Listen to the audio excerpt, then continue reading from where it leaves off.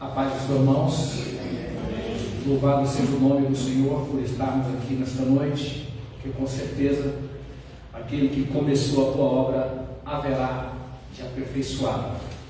Nós vamos, sem delongas, fazer uma leitura do capítulo 17 de 2 Reis, não de todo o capítulo, nós vamos ler até o versículo 7, quando diz assim a palavra do Senhor: no ano do 10º de Acais, rei de Judá, começou a reinar Oséias, filho de Elá, e reinou sobre Israel em Samaria 9 anos, e fez o que era mal aos olhos do Senhor, contudo não como os reis de Israel que foram antes dele. Contra ele subiu Salmaneser, rei da Síria, e Oséias ficou sendo servo dele e pagava-lhe tributos. Porém, o rei da Síria achou em Oséias conspiração, porque enviaram mensageiros a Só, rei do Egito, e não pagava tributos ao rei da Síria cada ano como dantes. Então o rei da Síria o encerrou e aprisionou na casa do cárcere, porque o rei da Síria subiu por toda a terra e veio até Samaria e a cercou 3 anos. No ano 9 de Oséias, o rei da Síria tomou a Samaria e levou Israel cativo para a Síria e fez-os habitar em Ala e em Abor, junto ao rio de Gozã, e nas cidades dos Medos. Porque sucedeu que os filhos de Israel pecaram contra o Senhor seu Deus, e os fizeram subir da terra do Egito, de debaixo da mão de Faraó, rei do Egito, e temeram a outros deuses. Muito bem.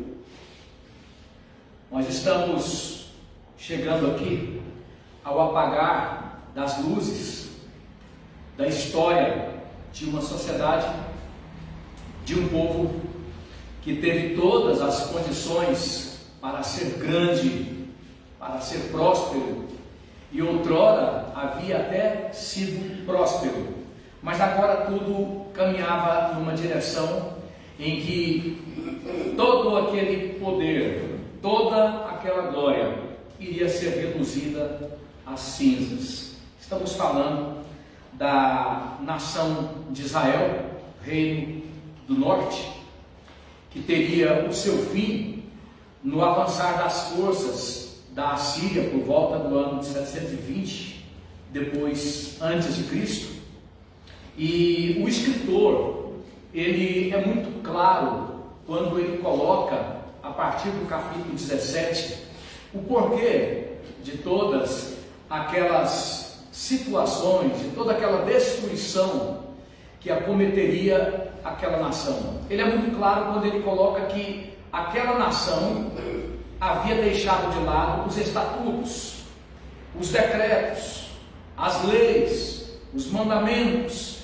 Em resumo, ele está fazendo o seguinte: eles traíram a aliança, eles quebraram o pacto, eles violaram os seus decretos, eles o trocaram pelos outros deuses, eles o trocaram pelas outras nações e pelos princípios das outras nações. Então, ao mesmo tempo em que o escritor bíblico, tanto de 2 Reis e 2 Crônicas, vai falar isso também, ao mesmo tempo que eles detalham a destruição que acometeu tanto o reino do norte pelas mãos da Síria, quanto o reino do sul pelas mãos dos babilônios, os escritores deixam claro a causa de tudo aquilo que lhes sobrevieram. Eles falam da tragédia, eles detalham a tragédia, até dizendo que os seus inimigos não tiveram dó, não pouparam crianças, não pouparam os mais velhos, não pouparam as famílias, não pouparam a arquitetura. No caso do Reino do Sul, destruíram o muro por completo, destruíram o templo por completo, mas eles também falam da causa. A causa foi porque eles abandonaram a sua palavra. A causa é bem clara na Bíblia desde sempre. A causa da destruição, a causa da ruína. Uma pessoa cai, uma civilização entra, mergulha no caos, uma nação é destruída. Pela história sempre foi assim, porque eles deixaram de lado os princípios da palavra de Deus e passaram a conceber o entendimento de valores de acordo com as suas demandas, de acordo com aquilo que a natureza humana apartada de Deus acha melhor. Então, nós poderíamos perguntar e responder: por que caíram as nações? Desde sempre. As nações caíram desde sempre por causa do pecado. O proverbialista é muito claro quando diz: o pecado é o opróbrio dos povos. O pecado é o vexame. O pecado é a desgraça. O pecado é a humilhação sobre os povos. O pecado é o real fator de perda. O pecado é o real fator de destruição em todo e qualquer contexto. Pela história, em todo e qualquer contexto econômico, político, social, sendo esses fatores, como a questão econômica, política e social, consequência apenas. Mas a causa da ruína humana sempre foi o pecado. E quem aprendeu profundamente sobre isso foi uma nação que não era nada mais, nada menos do que uma nação que Deus chegou ao ponto de chamar aquela nação de menina dos seus olhos. Chegou ao ponto de chamar aquela nação de o meu filho, quando disse para Faraó: solta Israel. Israel é o meu filho, eu vou matar o teu filho, Faraó, se você não soltar o meu filho. Então, essa nação que recebeu da parte de Deus um chamamento, essa nação que foi assim, eleita da parte de Deus, e recebendo da parte de Deus toda a manifestação da sua graça, da sua misericórdia, para que esta nação fosse canal de salvação para as outras nações. Essa nação lá na frente deixaria de lado a palavra de Deus, olhando para os costumes dos povos, para as práticas dos povos, para a filosofia dos outros povos, achando essas práticas mais interessantes e trocando o seu futuro glorioso por momentos de vã alegria junto a essas outras nações. Então, você tem aqui o final, como disse, o apagar das luzes de uma nação. O texto aqui, quando coloca a respeito de Oséias, que por volta do ano do 10º de Acais, rei de Judá começa a reinar. Ele reina 9 anos, ele, filho de Elá, ele reina 9 anos. E Oséias, ele é o último rei do reino do norte. Não haveria mais depois o reino do norte, até hoje. Aquelas tribos seriam dispersas, seriam diluídas, vamos assim colocar, no contexto etimológico das outras nações. Elas perderiam a sua identidade. Oséias seria o último dos reis do reino do norte. E nós precisamos compreender que quando nós falamos do pecado, da distância, do afastamento de Deus, nós precisamos compreender que a nação de Israel tinha em Deus uma identidade, mas esta identidade em Deus não lhes era suficiente. Não lhes era suficiente porque à medida que eles olhavam para a identidade dos outros povos e chegavam a dizer: nós queremos ser como as outras nações, então eles davam abertura para o inimigo trabalhar neles uma crise de identidade que iria se agravar cada vez mais. É muito interessante quando nós divulgamos as nossas ministrações com esse tema: temos apenas o Evangelho, somente temos o Evangelho. É servido, porque através do Evangelho nós temos o suprimento que a nossa alma precisa. Através da palavra de Deus e seus princípios, nós temos em Deus a sua graça, que nos é suficiente, que nos leva a sermos construídos na nossa identidade em Deus, em seu Filho. Mas à medida em que Israel deixa de lado sua palavra como instrumento de graça, então, como disse, inicia-se uma crise de identidade, e eles vão buscar nas outras nações uma compreensão a respeito de quem eles eram, porque um dos grandes problemas, ou podemos dizer que o problema central de Israel é o problema central de todo ser humano. É quando o ser humano não se abre para a graça salvadora, então ele busca uma identidade que ele não sabe quem ele é.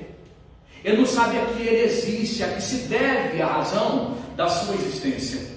Ele não sabe qual é o propósito do seu ser, e muito menos do que ele tem, do que ele administra, do que está ao seu redor. E isso só se resolve quando ele se abre completamente para a graça de Deus através da palavra de Deus. Então Israel coloca tudo isso de lado. À medida que ele coloca toda a palavra de Deus de lado, ele vai mergulhar cada vez mais nessa busca sem fim de uma identidade. Então você vê aí o que? A pluralidade de divindades que Israel passa a adorar, tanto o reino do norte quanto o reino do sul. E o que acontece? Os governantes, conhecendo a tendência natural dos seus governados de se voltar para os ídolos, que se traduziam em valores para os seus governados, se traduziam em filosofia de vida, se traduziam nas suas crendices, nas suas superstições, tinham para eles um valor afetivo muito grande, porque eles se voltavam para aquelas divindades ou para aqueles ídolos buscando uma razão de ser. Então os governantes, sabendo disso, o que os governantes faziam? Os governantes davam para eles o que eles queriam. Aí você vai entender porque que Jeroboão é tão citado na história do reino do norte e do reino do sul, porque Jeroboão era um hábil conhecedor da história de Israel. Então ele constrói altares para que o povo de Israel fosse cativado onde eles estavam, na parte norte de Israel, e não fosse lá para o santuário em Jerusalém, porque Jeroboão sabia que voltando-se para Jerusalém e tendo a oportunidade de contemplar os princípios verdadeiros, um povo voltado para esses princípios verdadeiros poderia não ser um povo que se prestasse à mentira. Se ele tivesse a chance de conhecer a verdade, então esse povo poderia não se subjugar perante um governante mentiroso como era Jeroboão. Então ele cria situações para que as pessoas tivessem um conjunto de crenças, de valores, de acordo com as suas inclinações pecaminosas, de acordo com suas superstições, de acordo com suas demandas, também de acordo com suas conveniências, porque no conjunto de divindades que eles adoravam, não havia freio moral, não havia princípios que cobrassem deles arrependimento de pecados. O politeísmo, um conjunto de crenças dos povos, à margem da Bíblia, sempre foi licencioso, sempre foi libertino, sempre foi a liberação geral, o prazer desenfreado. Então ele não queria combater aquilo, porque aquilo colocaria o projeto de poder dele em xeque. Então quando, infelizmente, Salomão abre as portas para a impiedade, que Jeroboão tem êxito na sua rebelião, levando juntamente consigo 10 tribos, então você vai compreender essa realidade do povo de Israel. Jeroboão vai conduzir o povo, o próprio nome Jeroboão significa a demanda do povo, ou a contenda do povo, aquilo que o povo quer. Aí à medida que esse pecado de atender o que as pessoas querem, ao invés de ter compromisso com os princípios verdadeiros, à medida que isso se agrava, você vai vendo a situação de Acabe, que é uma referência terrível de pecado, a ponto da Bíblia dizer que ninguém como Acabe. Acabe pega todo um conjunto de divindades fenícias, cananeias, etc. E Jeroboão, no passado, ele é muito importante, porque ele pega o bezerro do Egito, ele conhecia aquilo, ele esteve no Egito durante um bom tempo, enquanto fugia de Salomão. Quando ele vem de lá para cá, ele vem com essa crença, que em algum momento da história de Israel, lá no capítulo 32 do livro de Êxodo, mostra que Israel, vindo do Egito, preservava essa fixação pelas divindades egípcias. Então Jeroboão vem com isso, abre essa porta, agrava o quadro que Salomão tinha iniciado, e lá na frente Acabe vai agravar ainda mais, pegando todo um conjunto de divindades e mostrando para aquele povo juntamente com Jezabel, né? Esse conjunto é no sentido plural, mostrando para aquele povo que aquele povo poderia ser feliz com aquelas concepções, com aquela falta de compromisso com valores verdadeiros, com princípios verdadeiros, deixando o Deus verdadeiro. Eles poderiam ser felizes sem um Deus que cobrava deles tanto. Então Acabe passa para eles essa impressão de liberou geral através dessas divindades. É tanto que o nome Baalins, quando a Bíblia diz que eles se prostraram diante dos Baalins, é um plural, né? Baalins são senhores, ou maridos, ou donos, é plural de Baal, que é exatamente marido, senhor, dono. Então Acabe, ele amplia grandemente esta realidade de Salomão e depois de Jeroboão. Então, quando essa situação vai se agravando cada vez mais, o que acontece? Deus, perante aquela sociedade, levanta os seus profetas. A partir do capítulo 17 de 1 Reis, você vê o surgimento do poderoso profeta Elias, depois sendo sequenciado pelo profeta Eliseu. Elias, tremendamente usado por Deus, a Bíblia registra pelo menos 7 milagres tremendos. Eliseu, o dobro disso, porque aqueles que crerem em mim, maiores obras farão ainda. Esse é o propósito de Deus, que aqueles que nos ouvem se tornem maiores do que nós, nos superem. Esta é a vontade de Deus, esse é o propósito de todo homem de Deus, que todos aqueles que aprendem conosco nos superem na sua capacidade de alcance do Evangelho, para a glória de Deus, não é para a glória de homem nenhum. Então, Deus levanta os profetas para confrontar os pecados daquela sociedade, a fim de que aquela sociedade fosse freada, fosse brecada para não cair no abismo. Esse é um detalhe não, esse é um fator muitíssimo importante. A única possibilidade de uma sociedade como a sociedade brasileira, que está sendo dominada por uma elite de pedófilos, pedófilos do judiciário, pedófilos do legislativo, pedófilos flagrados, inclusive com práticas de pedofilia com meninos, uma sociedade que está sendo oprimida por pedófilos. E esses pedófilos estão sendo chantageados por comunistas que têm gravações deles. Esta é a verdade. E chantageados, eles estão fazendo o que os comunistas querem, liberando ladrões poderosos. O maior ladrão do mundo foi liberado por causa disso, nesse contexto. Então, nossa sociedade está indo para o abismo.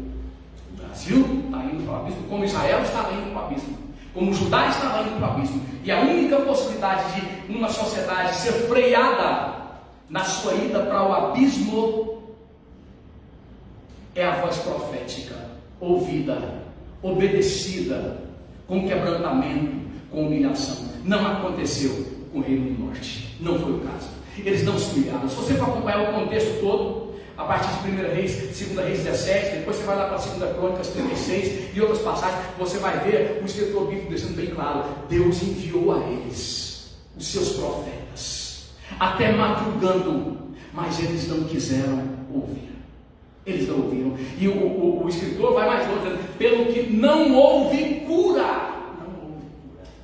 Não houve cura. Não quiseram ouvir a palavra de Deus, não houve cura. A única cura real, possível, de uma sociedade que está apodrecendo em todos os seus sentidos, é a palavra de Deus ouvida com quebrantamento, com humilhação. Não existe possibilidade do mal ser freado, ser curado, a menos que a palavra de Deus seja ouvida com quebrantamento por essa determinada sociedade. E aí nós pensamos na nossa responsabilidade. Se eles ouvirão, nós não sabemos. Mas nós sabemos uma coisa: nós temos que nos levantar, nós temos que nos posicionar. Eu creio e tenho repetido isso.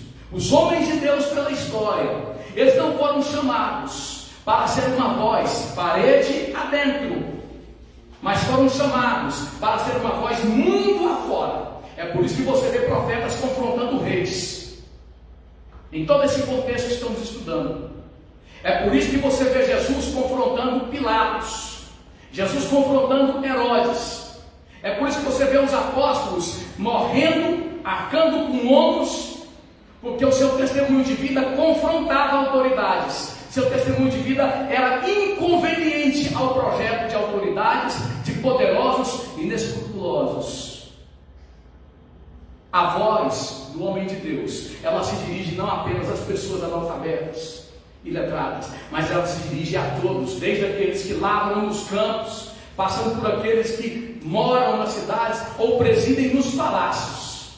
A voz profética, ela chama a todos ao arrependimento, ela chama a todos ao quebrantamento, à humilhação aos pés do Senhor. Ela mostra a todos a necessidade de se voltarem para a única palavra que pode impedir que uma sociedade mergulhe na destruição por completo. Esse é o nosso compromisso. É interessante perceber que quando você vai analisar, você vai tentar compreender o contexto da palavra inspirada do Antigo Testamento, há ali pelo menos três, ali basicamente três divisões, que eles chamam de Tanar, que é a Bíblia hebraica, né? A Tanar é, na verdade, um resumo dessas três porções interessantes, que é o T de Tanar, aí é a Torá, que são os primeiros 5 livros da Bíblia. Então, aí depois você tem, depois da Torá, você tem os Neviim, que são os profetas. Depois dos Neviim, você tem o quê? Os Tuvim, que são os escritos. E é interessante perceber que os profetas estão bem no meio, entre a Torá e os Tuvim, entre o ensino, que a Torá é ensino, e entre os escritos. Ela está bem no meio, para dizer claramente que o profeta, ele era um vigilante, ele estava de olho em todo o tempo, para que ele pudesse de olho levantar a sua voz, caso o povo, fosse o homem pobre, fosse o rei, se desviasse dos fundamentos, se desviasse dos mandamentos. Então o profeta, ele não era como poderíamos dizer, ele não era um vidente, um cigano ou coisa parecida, não. Ele era um homem de Deus, totalmente comprometido com o próprio Deus. O seu projeto de vida era agradar a Deus. Por isso que os verdadeiros profetas gastaram as suas vidas em confronto, muitas vezes com os reis, com os governantes, com o povo, e muitas vezes pagaram com a própria vida, porque ele estava posto no meio daquela sociedade para ser a voz de alerta, a voz de protesto contra aquilo que destoasse da palavra de Deus. Interessante quando você vai entender o ministério de Jeremias, ali pelo capítulo 12, ele vai dizer o seguinte: eles virão a ti, mas tu não tornarás a ele. Ele estava posto no meio. A posição dele era a posição chave. Ele era a possibilidade daquela sociedade não mergulhar, não afundar no caos. Esta palavra fala muito com a igreja. Hoje, mais do que nunca, esta palavra mostra claramente o papel profético de cada homem de Deus, de cada mulher de Deus no meio de uma sociedade que está caminhando para o abismo. O Brasil cumprirá o propósito de Deus. O propósito de Deus tem para essa nação como nação com um potencial evangelístico ímpar, único, se a nação brasileira ouvir a voz profética. Se a voz profética se fizer ecoar sem omissão, porque coisas terríveis estão acontecendo, e eu me pergunto por vezes, aonde estão as vozes proféticas dessa nação? Coisas inacreditáveis estão acontecendo por parte de nossos governantes, por parte de nossos parlamentares, por parte de ministros da Suprema Corte. E são poucas as vozes proféticas que têm se ecoado, que têm se levantado. Aonde estão os demais? Aonde estão as demais vozes proféticas de um país que tem um potencial sem igual, teologicamente falando, biblicamente falando? Aonde estão as demais vozes proféticas? Diante de todo o absurdo que a nação brasileira está vendo. O povo brasileiro hoje pede aquilo que lhe é de direito, que o voto impresso aconteça, para que as eleições do ano que vem não sejam passadas para um bandido, o maior de todos, mas isso está sendo negado pela impiedade, pela corrupção de meliantes do judiciário, do executivo. Eu não estou falando de política, eu estou falando de valores que a igreja tem a obrigação de defender como ninguém. Se a igreja não defender esses valores, ninguém mais precisa defender. Se a igreja não for voz profética, defendendo os princípios eternos, ninguém tem o dever de falar mais nada. Então eu pergunto, aonde estão as demais vozes proféticas dessa nação, diante de tanto descalabro que está sendo ensinado como valores para as nossas crianças, para os nossos jovens, para esta geração? Onde estão as demais vozes proféticas? E por último, eu gostaria de falar sobre aliança. Primeiro, você vai entender a história de um povo que teve todas as possibilidades de entrar para a história como um povo fantástico e entra em desgraça. Depois você entende os profetas como a oportunidade, a única chance da decadência ser contida.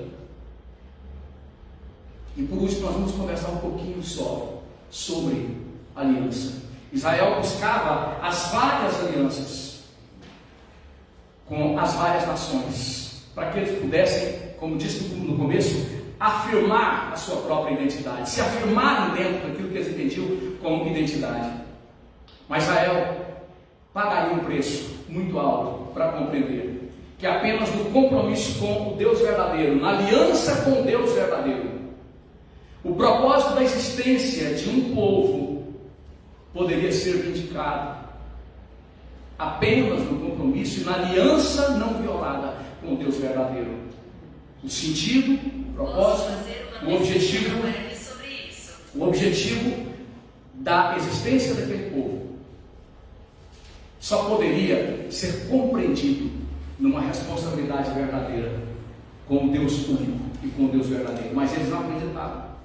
Eles colocaram isso de lado e gastaram o seu tempo, gastaram a sua existência à procura de alianças. Alianças que, ao invés de fortalecê-los, os enfraqueceram cada vez mais. Sabe, irmãos, isso fala muito conosco também sobre o seguinte aspecto: nós, como seres humanos, somos seres sociais. Nós não podemos viver só. Isso não é ruim em si. O problema é quando a nossa necessidade de se sociabilizar, ela não é consagrada a Deus. Então nós buscamos nas pessoas a vindicação dessa sociabilidade, e aí nós passamos a fazer concessões porque o nosso lado social não está consagrado a Deus. Então precisamos compreender a necessidade de olhar sempre para Ele e não nos desviarmos. À medida em que a nação de Israel fazia alianças com as civilizações sem compromisso com Deus, a nação de Israel se afastava do único e verdadeiro Deus. Alianças que, ao invés de ajudar, atrapalham. Alianças que, ao invés de fortalecer, enfraquecem. Alianças que, ao invés de darem sentido à existência, esvaziam essa existência quanto ao seu sentido. Eu fico pensando nas pessoas que nos finais de semana elas têm uma entrega total aos seus amigos, as suas casas são cheias, sempre nos finais de semana, nos feriados, às noites. Ali elas compram várias grades de cerveja, muita carne, muito churrasco, muita coisa, na tentativa de ter o máximo de pessoas junto de si, para que a sua existência possa ser preenchida. E essas pessoas, na verdade, são solitárias. Eu ouvi alguém dizer com muita propriedade que o povo brasileiro, que é conhecido como o povo feliz, o povo das festas, o povo do carnaval, o povo das tantas alegrias, na verdade, é um dos povos mais tristes do mundo, porque não suporta ficar só por um momento, tamanha é a sua carência. Ou seja, essa multidão que as pessoas buscam, na verdade, é uma expressão de solidão, porque a alma, ela clama por Deus, o espírito humano, ele clama por Deus. E quando nós vemos a busca de Israel por essas alianças para se completarem, você vê uma nação que, ao invés de se afirmar como nação, essa nação se degrada, e como dissemos no começo, ela vai desaparecer no final. Eu fico pensando, irmãos, no que está acontecendo nos nossos dias. O diabo, ele arremeteu pesado contra o povo de Deus, ele atacou pesado a igreja. Muitas pessoas nunca mais retornarão à sua vida de outrora, de comunhão, de frequência, de compromisso com Deus, com a sua obra, porque o diabo lhes deu um motivo através desta pandemia, lhes deu um pretexto. Pessoas que perderam de vez o interesse, perderam de vez o desejo de comungar, o desejo de congregar, o desejo de fazer parte da família cristã. Pessoas que no máximo assistem uma live como esta, ou um culto como esse pelo Instagram, pelo Face, porque está ali no sofá na sua casa, ali ele dá várias voltas, ele deixa o pregador falando sozinho, ele vai para vários lugares, ali não há sacrifício, ali não há entrega, ele não se preparou para aquele momento de culto. É algo que é conveniente, é algo vazio da responsabilidade, vazio compromisso, vazio do propósito de Deus, que se afirma nesta aliança com Ele, porque aliança é compromisso, aliança é responsabilidade, aliança é entrega. Nós já vamos entrar daqui a pouco na ministração da ceia do Senhor, capítulo 28 do livro de Mateus, para entendermos um link com esse contexto no qual Israel fez várias alianças para se fortalecer e se enfraqueceu, fez várias alianças para se afirmar como povo e se desintegrou como povo. Então, quando você vê o Senhor Jesus instituindo a ceia, ali no capítulo 28 de Mateus, ele vai falar de novo de aliança. Quando ele fala de aliança, ele coloca ali o pão, ele fala: esse é o meu corpo, ou é símbolo do meu corpo que é dado por vós, em matéria de mim. Naturalmente, ele fala da entrega dele como a única possibilidade para que o homem que correspondesse à sua graça, fazendo uma aliança com Deus, pudesse ter sua identidade afirmada nele. Depois ele fala também do sangue do testamento. Tem algumas traduções que falam do Novo Testamento, mas os manuscritos antigos não colocam novo. É o testamento ou a aliança, porque o que Deus quis fazer em todo o tempo foi a aliança com o homem, sem que o homem tivesse mérito nenhum. Então, quando ele fala que esse sangue será derramado por vós em memória de mim, então ele denuncia: esse é o sangue da aliança. A aliança que foi prostituída desde sempre, desde o Éden. A aliança que foi agredida desde sempre. Ali no capítulo 31 do livro de Jeremias, versículo 31 e seguintes, quando ele diz o seguinte: e esta será a aliança que eu farei com Israel depois daqueles dias, em que fiz uma aliança com seus pais quando estavam no Egito, em que, apesar de estar sendo desposado para eles, eles deixaram esta aliança. E o texto prossegue dizendo que ele escreverá esta palavra em seus corações, e ninguém dirá para o povo de Israel, que será resgatado, em como servir ao Senhor, porque em seus corações eles saberão como servir. Interessante, irmãos, porque quando se fala da aliança, então fala-se da experiência real com Deus. Aquela geração haveria de ser deletada da história, porque eles tinham uma compreensão das tradições, eles tinham uma compreensão da informação a respeito de Deus, da palavra informada, mas eles não permitiram que a palavra informada os formasse. Não é o suficiente ser bem informado.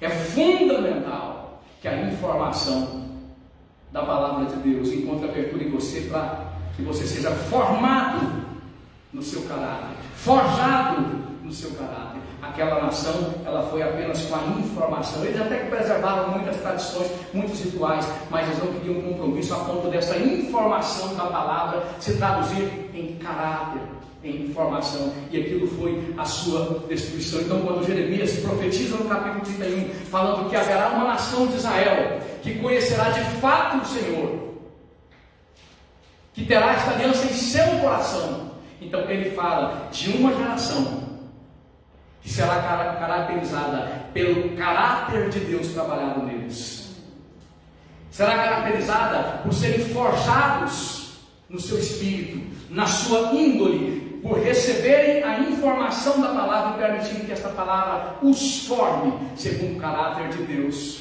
E você vai entender Paulo dizendo que nós temos a mente de Cristo, ali no capítulo 11 de 1 Coríntios. E quando ainda compreendemos essa aliança que acontece quando a palavra ela vai para além de tradições, de rituais, de religiosidade mera, como foi o caso deles. Quando você compreende isso, lá no capítulo 10 do Evangelho de João, versículo 14 seguintes, Jesus fala disso: as minhas ovelhas, elas conhecem a minha voz. Ele prossegue dizendo que assim como eu conheço o meu Pai e o Pai me conhece, eu dou a minha vida pelas ovelhas. Ele prossegue ainda dizendo que ainda tem um outro aprisco fora desse aqui, e as minhas ovelhas ouvirão a minha voz, e haverá um pastor, e um rebanho. Conhecerão a minha voz e haverá um rebanho e um pastor. Então você percebe que a palavra de Deus, quando ela é acolhida, ela leva o homem a esse pacto, a esta aliança com Deus, que inevitavelmente vai repercutir a formação do caráter cristão, a formação da índole cristã. Quando Jesus reúne os discípulos na instituição da ceia, então ele faz esta denúncia: esta é a aliança, esta vigora, esta funciona. Quando a informação da palavra de Deus, ela tem abertura para se tornar formação, caráter, essa vai vigorar. Interessante que o escritor, quando ele coloca sobre o testamento, no contexto daquela época, o que era deixado ali como testamento era para atender os desejos daquele que foi morto, os desejos daquele que agora seria passado. E quando entendemos a morte de Jesus na cruz do Calvário, ele entregou-se, deixando esse desejo bem claro: eu quero que assim como eu sou um com o Pai, eles sejam um comigo. A vontade de Deus em Cristo Jesus, pelo que a morte de Cristo acontece, ou o motivo pelo qual a morte de Cristo acontece, é para que na sua morte, o seu pecado, o meu pecado, a nossa culpa, o nosso dolo, sejam expiados a justa ira de Deus, que nos levaria ao inferno eternamente, ela seja considerada como cumprida, como punida, de acordo com o desejo daquele que morreu, do Cristo que morreu. Esse é o propósito dele. Então, nesse sentido, nós somos o Israel de Deus, nós somos o povo de Deus, nós somos aquele que vivemos segundo a aliança verdadeira, independente de ter nascido lá no Oriente, lá no Israel do Oriente, ou ter nascido aqui no Brasil. Tanto judeus, quanto gregos, quanto bárbaros, quanto citas, quanto argentinos, brasileiros, russos, americanos, todos eles podem vir, se abrirem para esta palavra. Esta palavra vai entrar em seus corações e formar neles o caráter de Cristo, e eles serão vindicados nele, justificados nele, e serão com ele co-herdeiros do mesmo futuro em Deus. Feche os seus olhos, use a sua cabeça neste momento.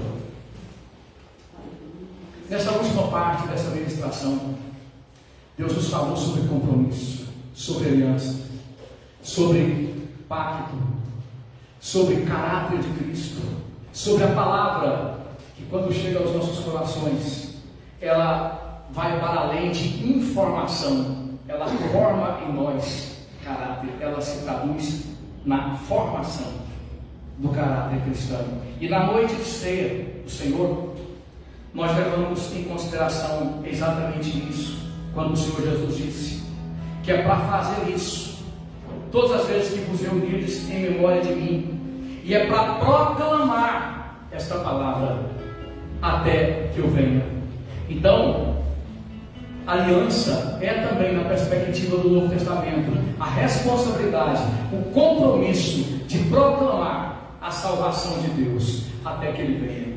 Feche os seus olhos enquanto eu estou aqui à frente, o pastor Joel, o pastor Levi, para nos ajudar na administração da ceia do Senhor.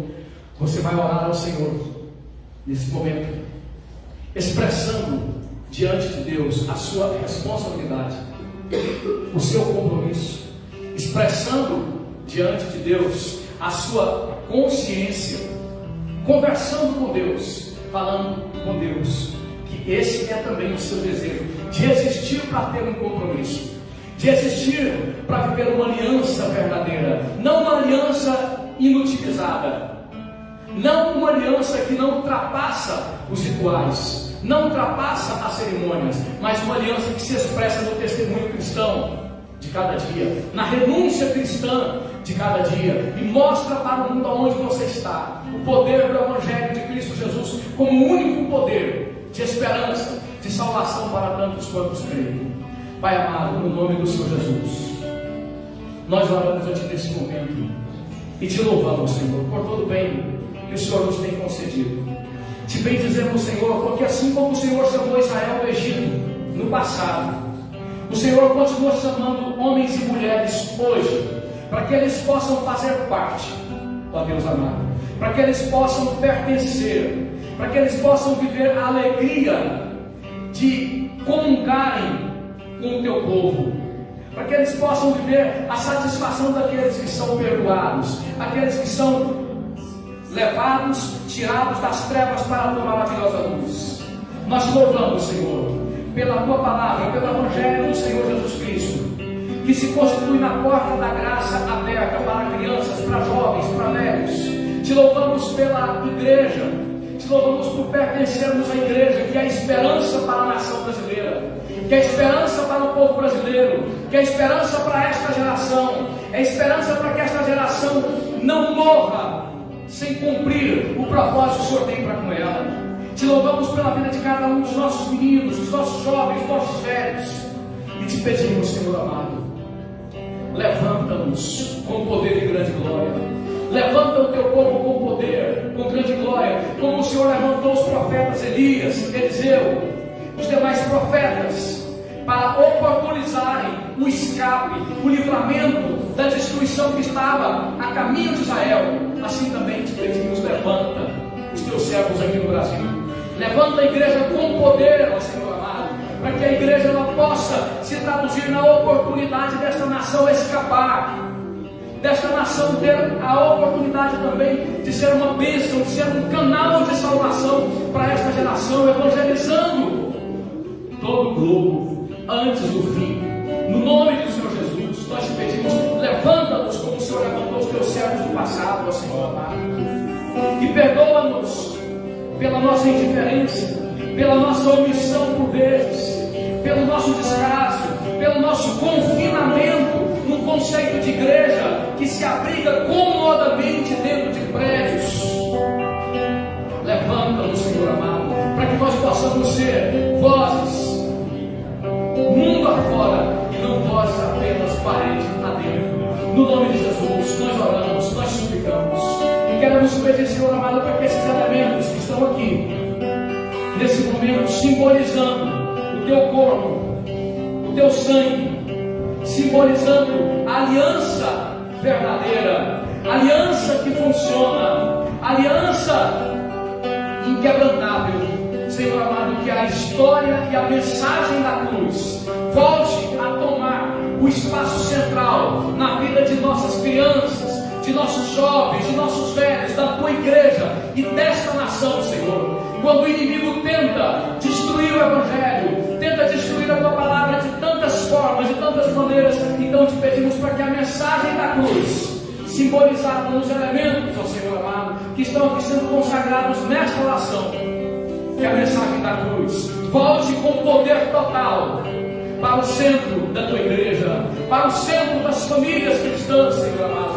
Que o povo de Deus aqui no Brasil e no mundo, na América do Norte, possa se levantar como nunca para cumprir o teu propósito, possa se levantar de forma quebrantada, de forma humilde e diferente de Israel, que passou a viver para os seus propósitos, para os seus objetivos e naufragou como nação. Ó Senhor, que nós possamos pela graça nos abrirmos para a obediência incondicional da tua palavra, de forma que a nossa nação possa ser canal de salvação para esta geração, tendo o propósito da sua existência como povo vindicado por ti.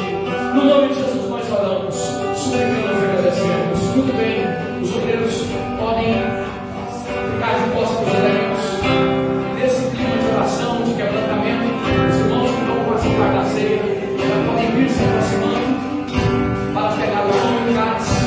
Daqui a pouco estaremos orando, mais uma vez consagrando esses elementos para que os irmãos que estão aqui, que estão nos assistindo, de modo online também, possam ter a oportunidade de participar. Continue. Esse espírito de quebrantamento, de humilhação, pedindo ao Senhor para que o seu coração seja liberto, seja livre de tudo aquilo que te impede de viver o propósito dele, de viver o que ele tem para você desde a eternidade. Aleluia.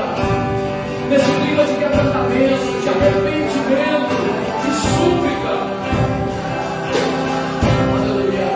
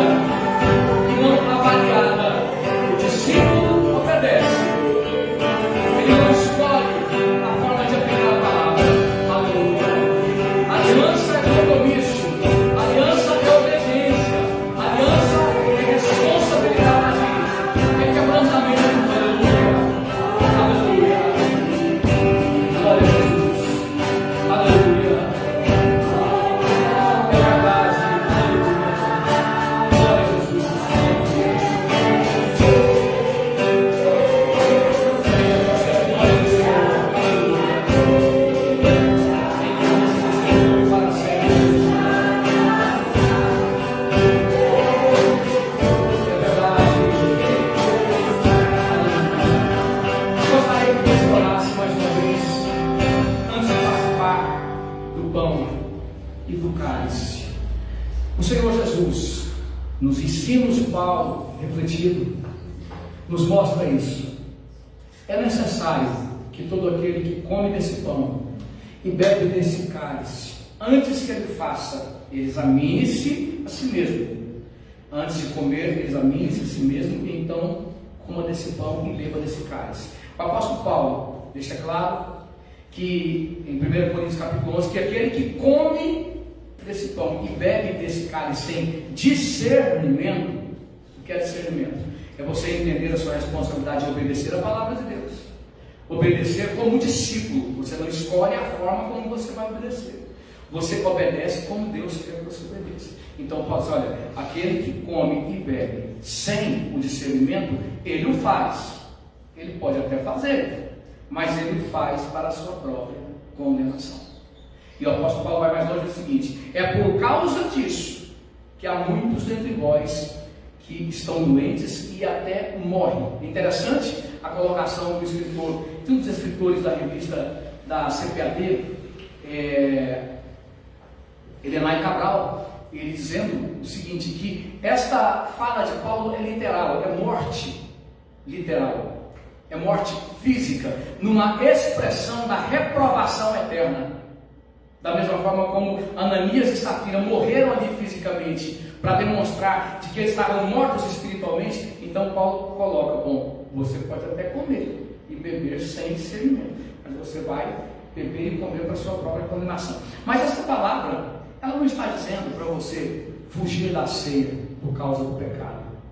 Ela está dizendo para você fugir do pecado por causa da ceia. Então, durante todo o período de discipulado, de tratamento, em que você compreende a palavra de Deus, recebe a palavra de Deus, obedece, renuncia por causa da palavra, você é batizado nessas águas, então você vai participar da ceia com discernimento, e doravante você vai vigiar. Eu não quero perder minha comunhão com Deus por causa do pecado. Eu não vou fugir da ceia por causa do pecado. Eu vou fugir do pecado por causa da ceia. Feche os seus olhos e olhe mais uma vez. Pai amado, no nome do Senhor Jesus, nós oramos a Ti mais uma vez, te pedindo, nos livre, Senhor, de que a cultura ao redor, as influências do mundo, possam arrebatar de nós o temor, possam arrebatar de nós o respeito à Tua palavra, o compromisso contigo, possam arrebatar de nós o entendimento do que é aliança verdadeira. Livra-nos, Senhor amado, de te seguirmos do nosso modo, de impormos para o Senhor a maneira como vamos te seguir, e dá-nos a graça de nos avaliarmos, como diz Tua palavra, examine-se o homem a si mesmo. Dá-nos a graça, Senhor, de nos examinarmos à luz da Tua palavra, ó Deus amado, para que assim possamos ter comunhão contigo. É o que oramos e suplicamos no nome do Senhor Jesus. Desta forma, todos aqueles que têm certeza do perdão dos seus pecados, têm certeza de que se arrependeram das suas transgressões, estão em comunhão com Deus, podem participar comigo do pão que simboliza o corpo de Cristo. Comei dele todos.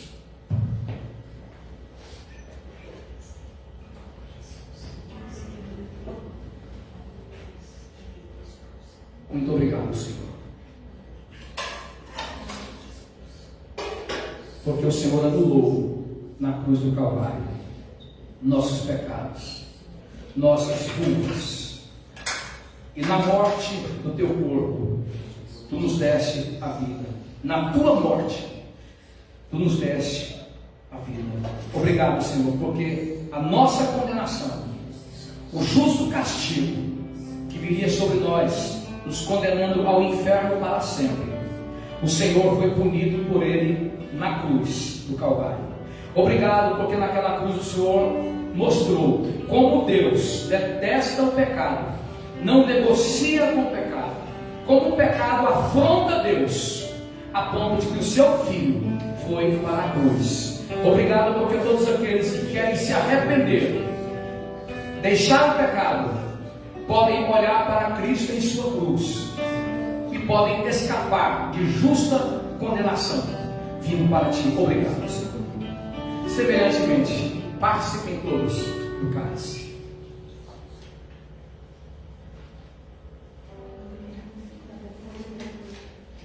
Te louvamos, Senhor.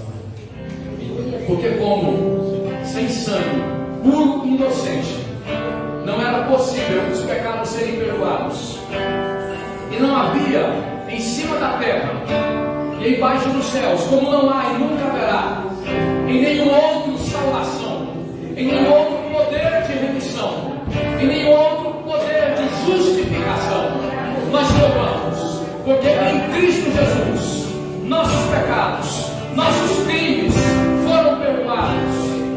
Para todos aqueles que se arrependeram e se arrependem e abandonam os seus pecados, muito obrigado, Senhor amado, pelo sangue da aliança que nos torna um com Cristo Jesus, um com Cristo. Muito obrigado, Senhor amado, porque tudo que havia contra nós foi encerrado no alto daquela cruz, e agora podemos desfrutar de comunhão eterna, definitiva com o Pai.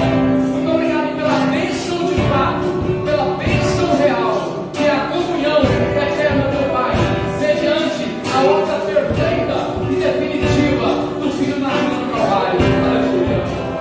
Engrandecido seja o nome do Senhor para sempre, de eternidade a eternidade. O nome do Senhor Jesus seja glorificado, seja exaltado. Aleluia. Aleluia. Te agradecemos, ó Senhor, na grandeza, na beleza, na tua santidade, pela obra perfeita e definitiva. Aleluia. Aleluia. Ele é Deus e não há outro. Engrandecido seja o nome do Senhor para sempre. Aleluia. Bendito seja o nome do Senhor, de eternidade a eternidade. Nós cremos, sem sombra de dúvida, que como consequência do ato de Jesus na cruz do Calvário, todos aqueles que se arrependem podem desfrutar da comunhão eterna com o Pai, como a real bênção, como o real favor de Deus, como o dom da vida, a vida eterna, e como consequência também desse sangue expiatório, você pode ser curado da enfermidade. Em nome do Senhor Jesus, pelo poder do seu sangue, seja alcançado agora onde você estiver, pelas consequências do sangue de Jesus na cruz do Calvário. Seja levantado do chão onde você se encontra, seja levantado da morte, seja levantado do leito de enfermidade. Em nome do Senhor Jesus, receba essa palavra de cura, receba a mão de Deus ardendo, promovendo o impossível em todas as áreas da sua vida. Receba o poder da mão de Deus, mediante o sangue de Jesus, derramado em dor, mudando a tua sorte, mudando o teu casamento, mudando a tua família, mudando a tua vida em todos os seus aspectos. Receba essa palavra, cumpra-se essa palavra em tua vida, em nome do Senhor Jesus. Em nome do Senhor Jesus, pelo poder desse mesmo sangue, nós profetizamos como igreja, aqui nesta noite, a destruição das obras de Satanás, a nível de igreja, a nível de sociedade, a nível de Brasil, a nível de geração, caindo por terra todos aqueles que moviam contra a igreja, contra a obra do Senhor, contra a palavra do Senhor, caindo por terra os inimigos do Senhor, em toda a nação brasileira, em toda essa geração caindo por terra, em nome do Senhor Jesus, tropecem e caiam todos aqueles que se levantam contra a palavra de Deus, contra essa palavra, mediante o poder do sangue de Jesus, contra-se, em nome do Senhor Jesus, em nome do Senhor Jesus. Aleluia, aleluia, aleluia. Ele é Deus e não há outro, aleluia. Ele é Deus, aleluia. A sua palavra não retorna vazia sem cumprir o que lhe apraz. Aleluia, aleluia, aleluia. Glória a Deus, Ele é tremendo, aleluia. Sim, todo joelho se dobrará e toda língua confessará que Jesus Cristo é o Senhor. Aleluia, aleluia, aleluia, aleluia. Seja por esta graça fortalecido, confortado, consolado, levantado em nome do Senhor Jesus. Cumpra-se esta palavra em tua vida em nome do Senhor Jesus. E que desta forma o amor de Deus Pai, as consolações do Espírito Santo de Deus, a graça do Senhor Jesus, seja sobre todos os santos, aqui em toda a terra, e todos digam amém. Deus